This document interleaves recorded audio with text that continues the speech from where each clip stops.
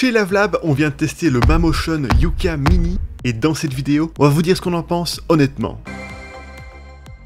Et si ce produit vous intéresse, sachez qu'on a mis un lien avec son meilleur prix juste en dessous de la vidéo. Ce robot tondeuse mesure 52 par 41 par 28 cm pour un poids de 10 kg, ce qui est assez compact et léger. Il est certifié IPX6, ce qui signifie qu'il résiste à la pluie et au jet d'un tuyau d'arrosage. Sous sa structure, il y a deux grandes roues motrices à l'arrière, deux petites roues omnidirectionnelles à l'avant, le disque de coupe avec ses 5 lames et le compartiment de batterie. Petite spécificité sur ce modèle, la batterie est amovible, ce qui est utile s'il faut la remplacer dans le futur en cas de panne. Sur le dessus, il y a un bouton stop qui permet d'arrêter le robot en urgence si besoin. On retrouve également 4 boutons de commande, le capteur de pluie et la molette de réglage de hauteur de coupe. Il n'y a pas de code PIN pour sécuriser ce robot, mais il y a une clé de sécurité. Si vous la retirez, le robot ne pourra pas être lancé. Une clé supplémentaire est fournie dans l'emballage au cas où vous perdez la première. À l'avant, il y a une caméra IA qui permet au robot de se repérer sur une pelouse et de détecter des obstacles. Le Yuka Mini est livré avec une station de charge et son câble d'alimentation. Cependant, le câble ne mesure que 5 mètres, ce qui est trop limité selon nous. Il aurait mieux valu 10 mètres comme le font certains concurrents. Si le câble d'alimentation est trop court pour votre configuration de jardin, vous devrez acheter une rallonge électrique adaptée à une utilisation en extérieur. Pour fixer au sol la station de charge, 4 piquets et une clé hexagonale sont inclus. Un kit de 6 lames de rechange est aussi fourni. Un guide de démarrage rapide explique les étapes à suivre pour mettre en place le robot. Ce modèle nécessite qu'on installe une petite balise RTK en plus de sa station afin qu'il puisse mieux se repérer dans l'espace.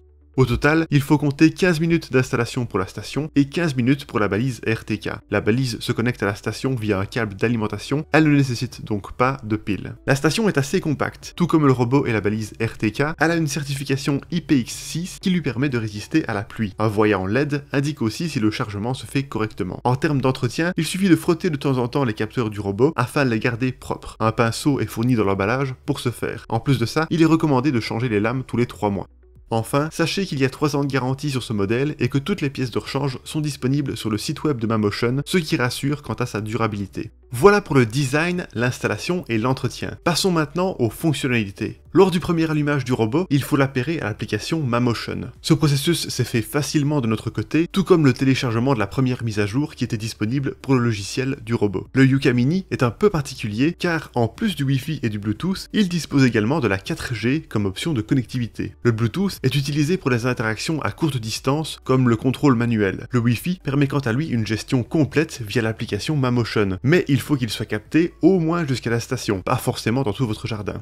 La connectivité 4G se fait via une carte SIM intégrée non remplaçable. Elle permet un contrôle total à distance, même sans Wi-Fi, avec des fonctionnalités comme le suivi GPS en temps réel, la protection anti-vol et l'accès à la vidéo en direct. Une période d'essai gratuite est incluse à l'achat du robot, puis le service devient payant via un abonnement. En bref, l'option 4G est intéressante si votre signal Wi-Fi n'arrive pas jusqu'à votre jardin, même avec un répéteur Wi-Fi. Elle peut aussi être utile si vous voulez bénéficier d'un suivi en direct du robot, même lorsqu'il sort de la portée du Wi-Fi. Cependant, si votre Wi-Fi arrive au moins jusqu'à la station du robot, ce n'est pas une option indispensable. Pour réaliser la première cartographie, il faut piloter manuellement le robot le long de votre pelouse. C'est nettement plus pratique que d'installer un câble périphérique, mais ça peut quand même prendre quelques minutes si vous avez une grande surface à couvrir. Lorsque la première cartographie est terminée, vous pouvez éditer la carte créée en définissant des zones interdites, des chemins et en fusionnant ou divisant des zones. Le robot peut ensuite être lancé pour tondre soit toute la pelouse, soit une zone spécifique si vous avez créé plusieurs zones. Vous pouvez aussi le contrôler manuellement via l'application comme si c'était une voiture télécommandée. Il est possible de planifier la tonte pour certains jours et certaines heures et définir si vous voulez que le robot tonde toute la zone ou uniquement une certaine zone. Malheureusement, ce modèle n'est pas capable d'enregistrer plus d'un jardin en mémoire à la fois, par exemple si vous avez un jardin à l'avant et un à l'arrière de votre maison sans accès de l'un à l'autre. Dans l'application, nous avons pu régler nos préférences de tonte ou laisser les paramètres par défaut. La vitesse de tonte n'est pas réglable, mais on peut choisir la trajectoire, en zigzag ou en quadrillage, le sens de la tonte, par exemple d'est en ouest, ainsi que la double tonte du bord de la pelouse. La hauteur de tonte est quant à elle réglable entre 2 et 6 cm via une molette présente sur le robot. La reconnaissance d'obstacles peut être réglée sur standard ou sensible. Elle peut aussi être carrément désactivée. Pendant la la tonte, il est possible de suivre le robot en direct sur l'application et même de voir à travers sa caméra s'il est connecté au Wi-Fi. S'il y a des zones du jardin dans lesquelles le robot ne capte pas le Wi-Fi, il arrive quand même à naviguer, mais on ne peut temporairement pas le suivre en direct dans l'appli, sauf si vous avez activé l'abonnement 4G. Parmi les autres fonctionnalités, on retrouve le journal des tâches effectuées, la désactivation de la tonte lorsqu'il pleut et le partage de la gestion du robot avec un autre membre de la famille. Ce modèle est aussi compatible avec Google Home et Alexa.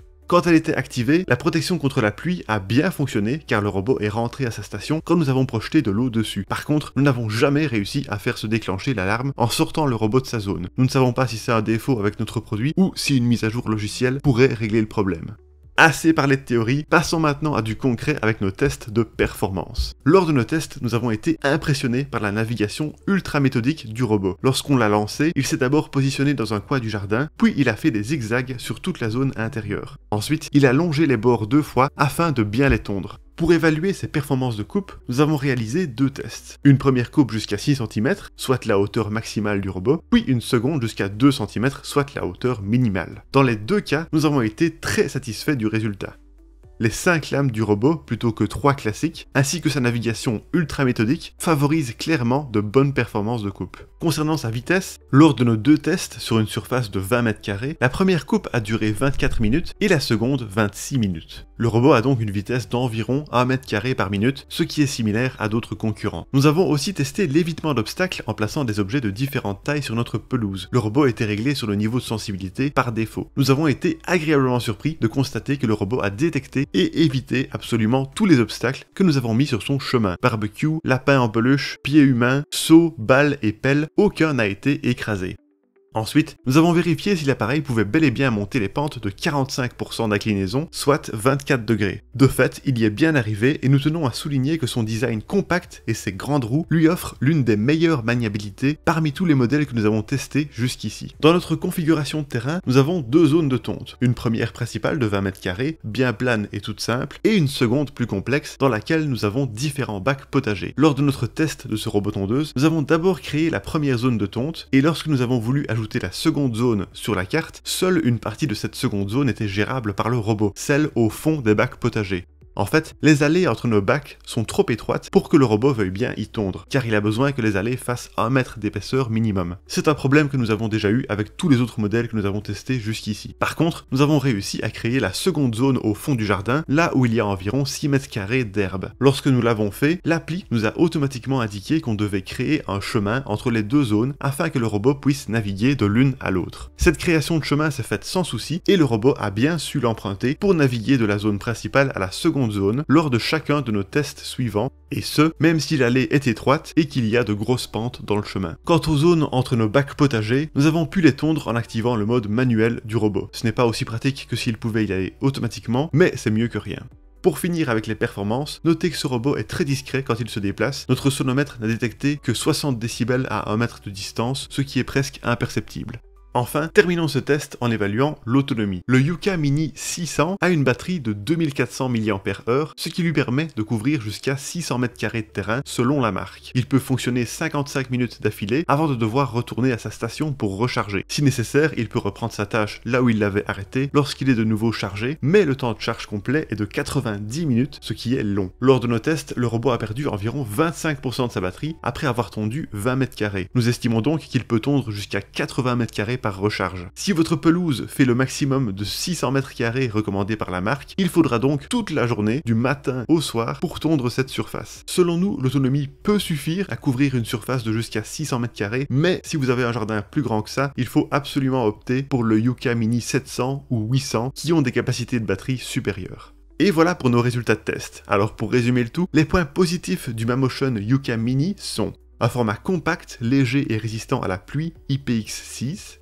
une très bonne qualité de tonte grâce à sa navigation méthodique et ses 5 lames, la possibilité de l'utiliser sans Wi-Fi grâce à l'abonnement 4G, sa très bonne détection des obstacles, et ses grandes roues pratiques pour les pentes et les zones difficiles d'accès. Quant au point négatif, son autonomie limitée d'environ 80 m² par recharge, son alarme qui n'a juste pas bien fonctionné chez nous, son temps de charge long de 90 minutes, et son câble d'alimentation trop court de 5 mètres. Et voilà qui termine notre test, merci beaucoup de l'avoir regardé. Pour rappel, vous trouverez le lien de ce produit avec son meilleur prix juste en dessous de la vidéo. Et si vous aimez les tests honnêtes comme celui-ci, n'hésitez pas à vous abonner à notre chaîne.